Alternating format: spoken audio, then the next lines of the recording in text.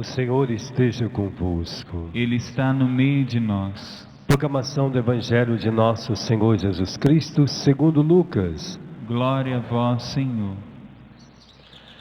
Naquele tempo, quando as multidões se reuniram em grande quantidade, Jesus começou a dizer: esta geração é uma geração má, ela busca um sinal, mas nenhum sinal lhe será dado, a não ser o sinal de Jonas. Com efeito, assim como Jonas foi um sinal para os ninivitas, assim também será o Filho do Homem para esta geração. No dia do julgamento, a rainha do sul se levantará, juntamente com os homens desta geração, e os condenará. Porque ela veio de uma terra distante, para ouvir a sabedoria de Salomão. E aqui está quem é maior do que Salomão. No dia do julgamento, os ninivitas se levantarão juntamente com esta geração e a condenarão, porque eles se converteram quando ouviram a pregação de Jonas. E aqui está quem é maior do que Jonas. Palavra da salvação. Glória a vós, Senhor. Jesus já começa a mostrar, porque cada vez que nós precisamos mudar a nossa vida, nós precisamos olhar, nós queremos espelhar-se em alguém, né? Às vezes a gente olha para uma pessoa, para outra. Muita gente ficava: olha, se Jonas conseguiu converter uma cidade inteira, imagina, que maravilha, que espetáculo. Aquele povo confiou, mesmo não conhecendo Jonas, nem sabendo quem ele era, porque os ninivitas não eram muito amigos dos judeus. Por sinal, os judeus não eram muito amigos deles, porque os ninivitas foram que invadiram a Samaria, levaram muitos presos, levaram muitos para a escravidão, mataram muitos do povo de Deus. Então os ninivitas não eram uma pessoa muito agradável para os judeus, porque os fizeram de escravo. E o rei ninivita era um homem muito violento. O outro que fez tudo isso com o povo de Deus. E agora Deus manda uma pessoa que sofreu todas essas situações para evangelizar, para falar do amor de Deus àquele povo, porque eles estavam caminhando para o precipício, para a morte, para a desgraça. Imagina que o coração de Jonas estava estarrecido. Como que Deus me manda para um lugar aonde eu fui machucado, onde meu povo foi machucado, aonde muitos dos meus familiares foram mortos, e agora eu vou ter que ir lá converter aquelas pessoas, dizer para elas mudarem de vida, porque o Senhor vai destruir a sua cidade. É algo assim muito que mexe com a nossa vida.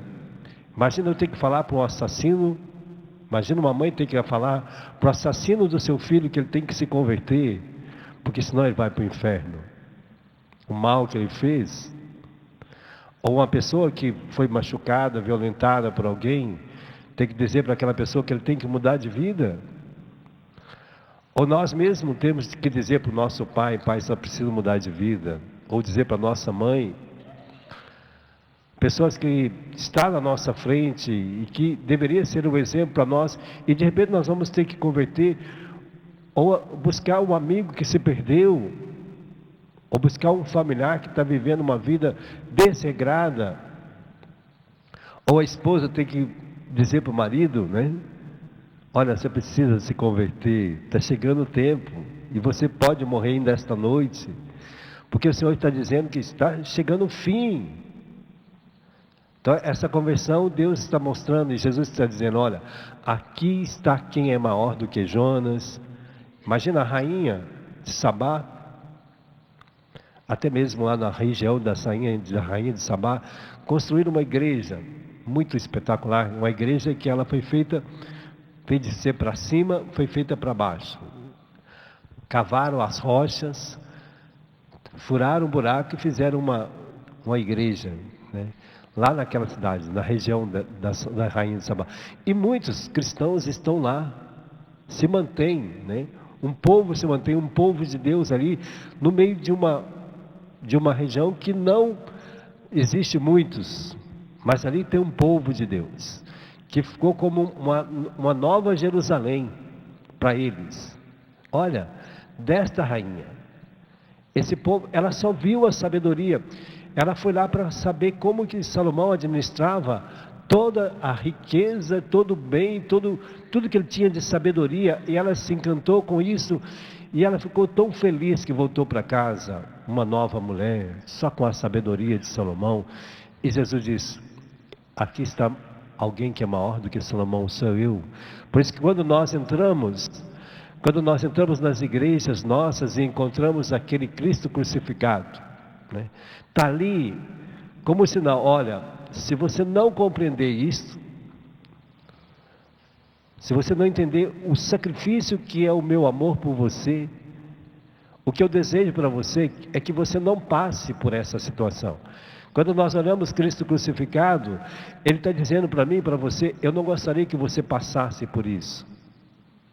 Eu não gostaria que você fosse flagelado, machucado, destruído, que você tivesse que pagar cada centavo dos seus pecados, porque não há sacrifício maior para pagar os pecados. Não existe tamanho sacrifício do que esse que eu estou fazendo por você.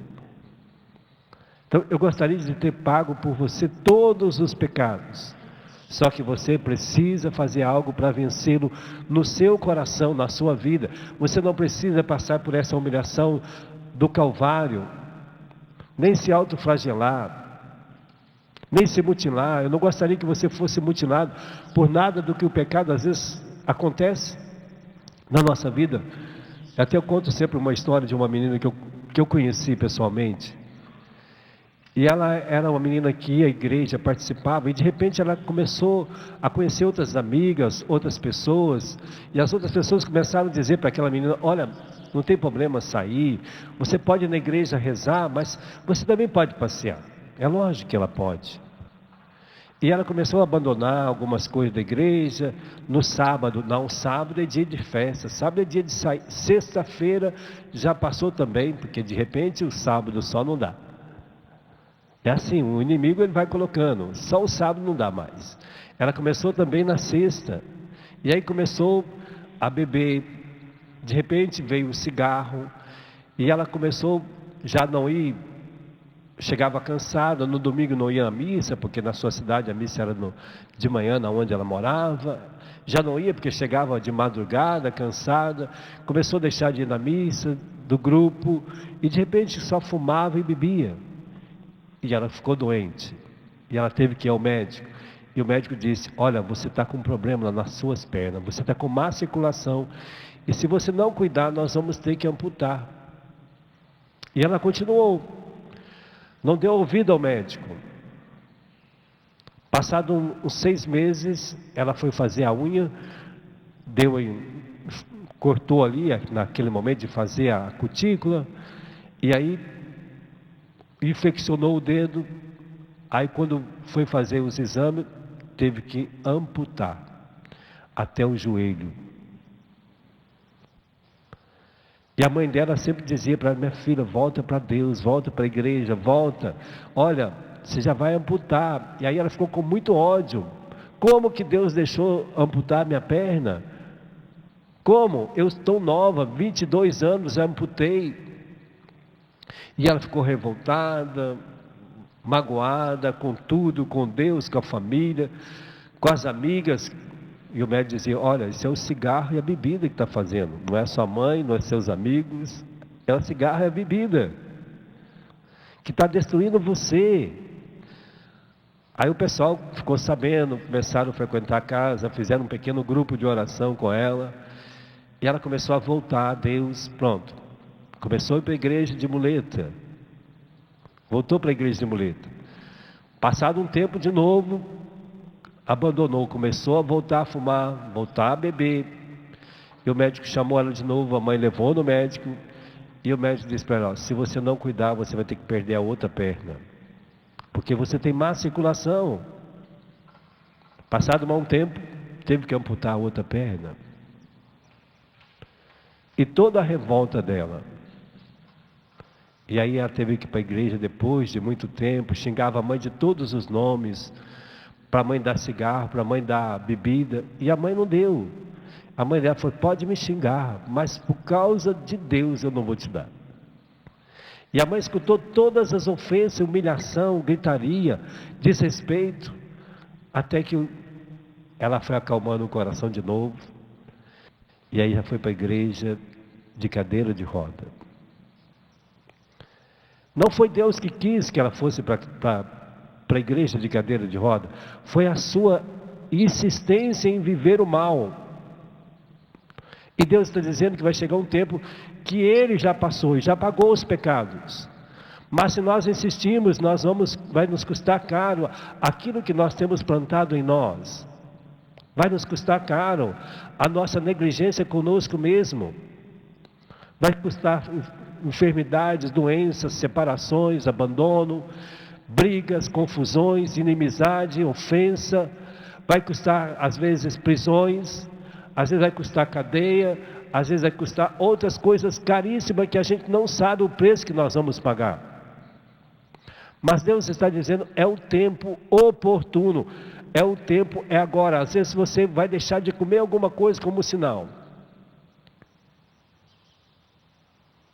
Às vezes um pequeno sacrifício que a gente vai fazer, como os ninivitas fizeram um pequeno sacrifício, e o rei viu que se ele fizesse o sacrifício, se ele colocasse um sinal, às vezes a gente deixa de comer alguma coisa, para tocar no nosso coração, como é difícil. Mas a gente, por causa de uma comida, a gente faz grande sacrifício.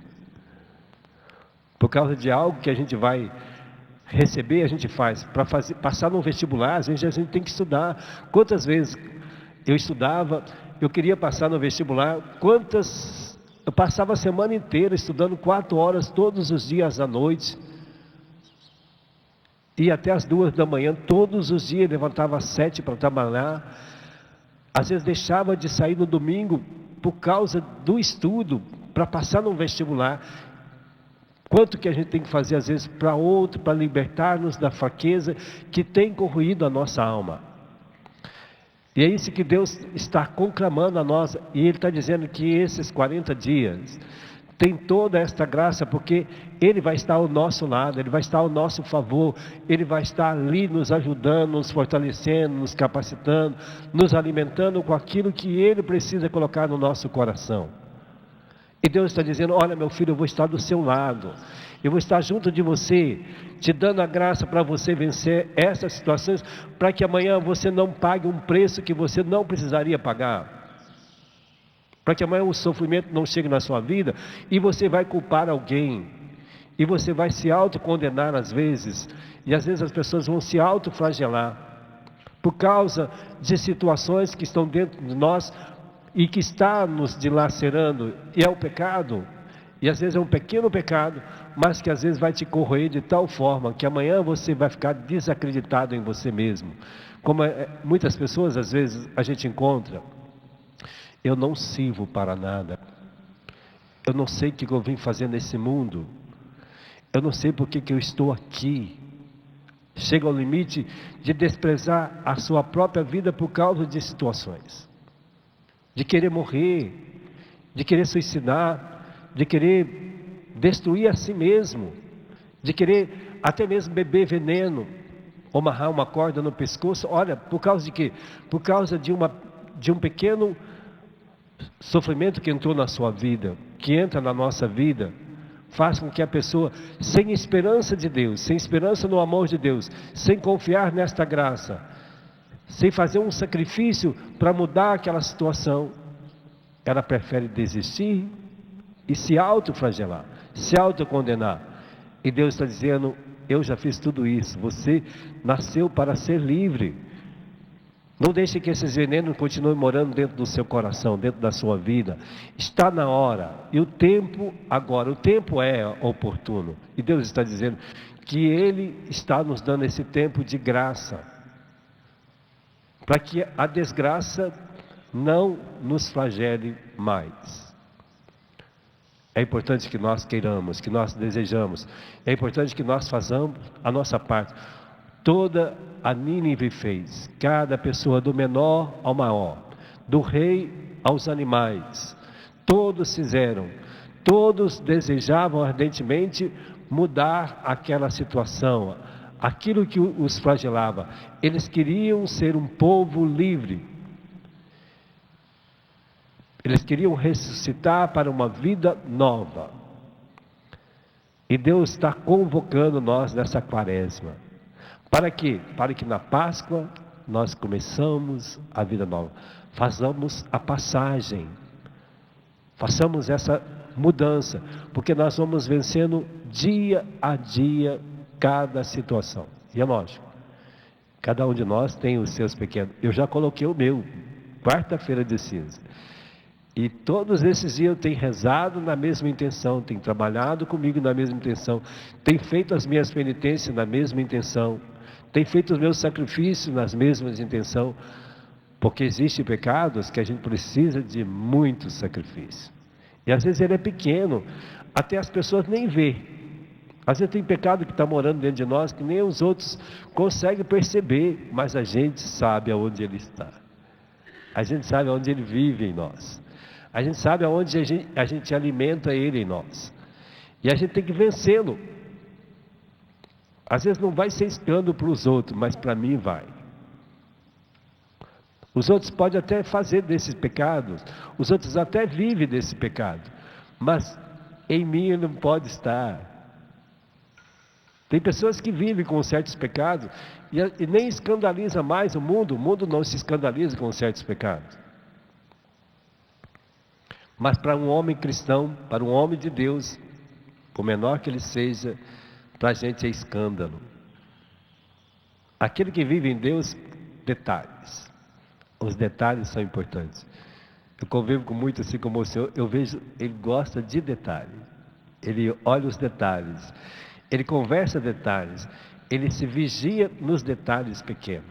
Então, por quê? Porque ele quer dar o melhor de si para o outro. Não é para ele. Ele quer fazer daquele detalhe o melhor para o outro. Para que o outro que vai conviver com ele, receba dele o melhor. Então é uma graça que Deus coloca dentro de nós. E Ele quer que esta graça seja manifestada nesse tempo, para nós vencermos tudo isso que tem sido motivo de sofrimento para nós e talvez para os outros. Põe a mão no seu coração. Vamos dar uma resposta a esse Deus. Vamos dizer a Ele que nós desejamos ardentemente que nesse tempo da quaresma, Senhor, nós possamos vencer.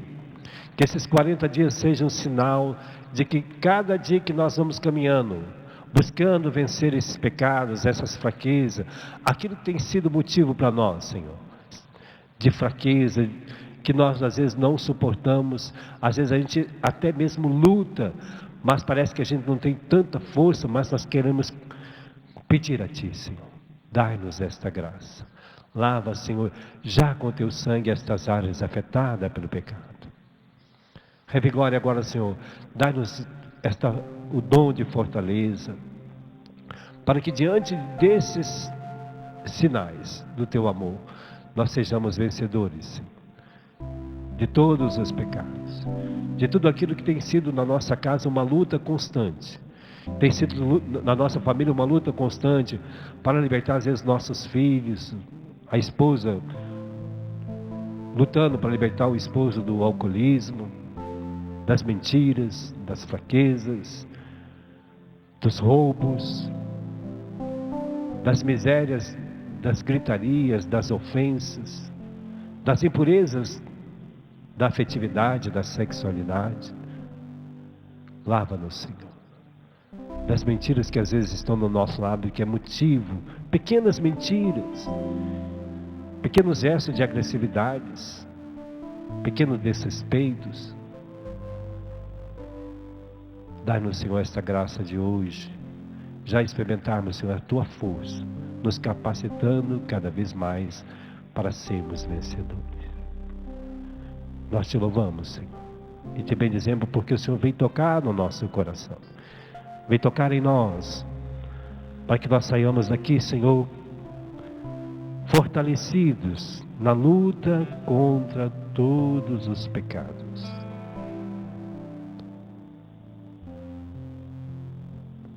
Com alegria, vamos participar do ofertório, já colocando a nossa vida no altar do Senhor, como oferta sublime, até mesmo todas as fraquezas, até mesmo todas as misérias, até mesmo tudo aquilo que a gente achava que não é capaz de vencer, mas no altar de Deus se transforma em vida, em plenitude.